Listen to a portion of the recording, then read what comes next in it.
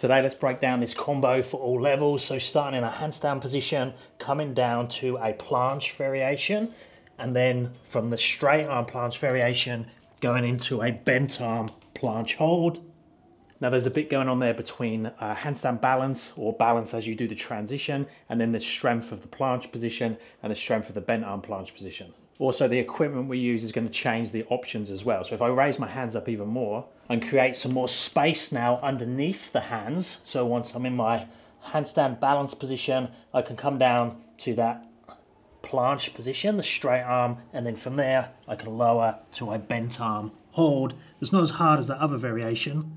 Well, I had to open out because the floor got in the way, but then you run into the challenge of being able to handstand on something this high. So I'm going to show some progressions for people that are newer to the skills. Maybe you don't have a freestanding handstand or don't have a strong planche yet. I'll also cover some variations for those of you that are even more advanced than I am, to open out to some harder positions. So when it comes to the handstand section, we have the freestanding option, which is obviously the harder one, and we have the wall assist. Planche, we could start off more of a beginner level with a toe assist. And then any of the planche variations when you start to open out to those harder progressions, so the tuck, the open tuck, the frog, the straddle, the half lay, the full. And don't forget, you could be somewhere in between those because each of those is a big jump up to the next. We have exactly the same options for the bent arm planche, but remember you might need to elevate the hands to do some of those variations because there isn't the clearance to get the tuck ones if your hands are on the floor or very low to the floor. The other option we have with all of these as well is band assist, and also how you combine them. So I've done them all together on that demo, but you could break them apart if you can't put them all together in the same sequence at the moment.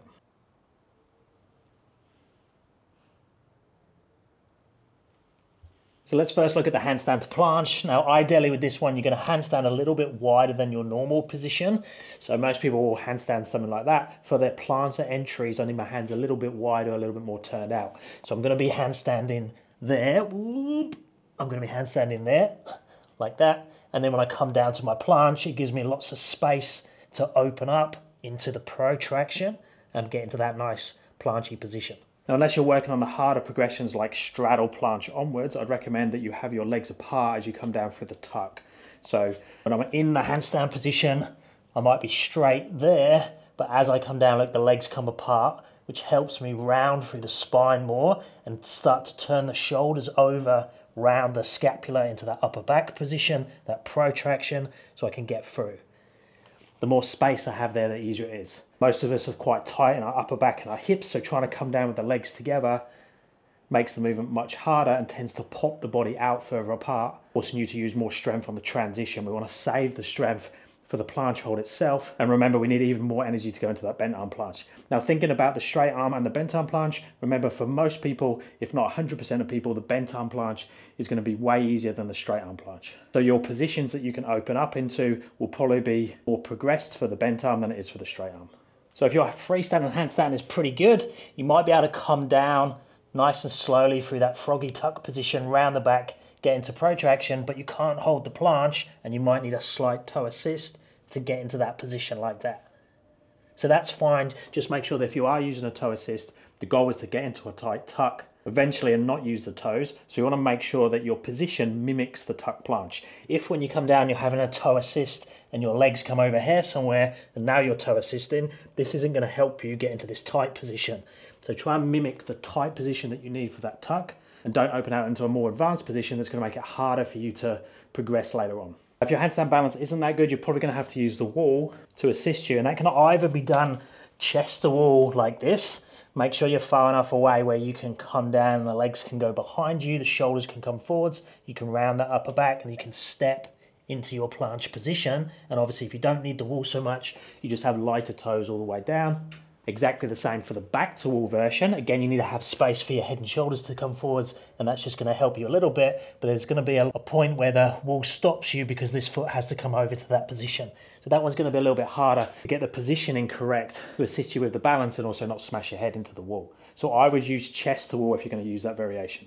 Be realistic with the planche you're entering as well, because you don't want to be going to your 1 rep max when it comes to planche, because you are going to be creating momentum as you come down and it's harder to catch that position at the bottom. So make sure that you have a decent planche hold time or a good strong position where you've got more chance of catching the position and not smashing into the floor. Once we know which variation of the straight arm planche that we can lower to out of the handstand, we can then work on that second part, which is from the straight arm planche to the bent arm planche. Now, if you're using the toe assist, so the easier variation, we're in this tuck position. To get into the bent arm position, I can just walk my feet back very lightly, bend the arms, bring the arms into the side, find my bent arm planche position, and then hold there.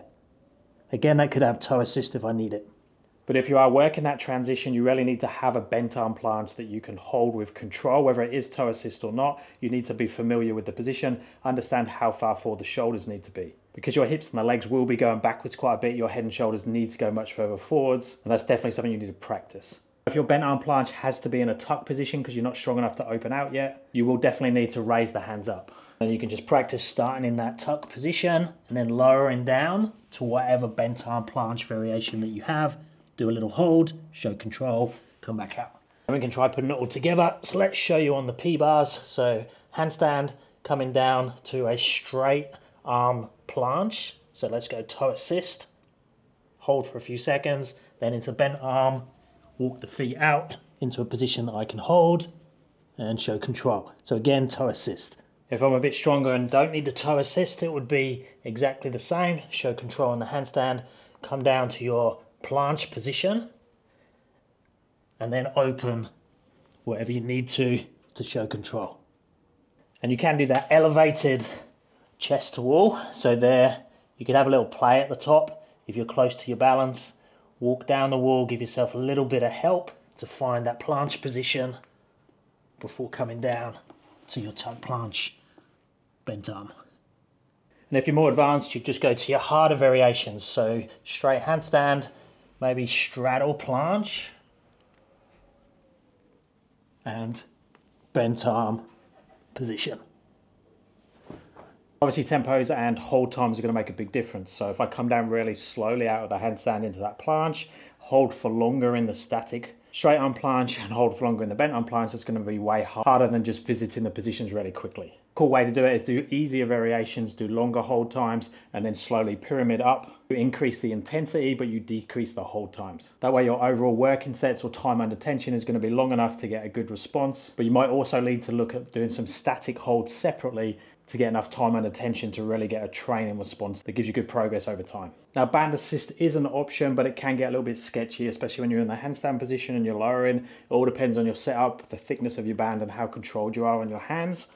But you would do exactly the same thing, have it around the hips, set up underneath the band. You're going to be limited by your handstand hold. I would go into more of a straddle position, then you can lower down, round through that protraction, find your hold, then lower down to the bent arm position.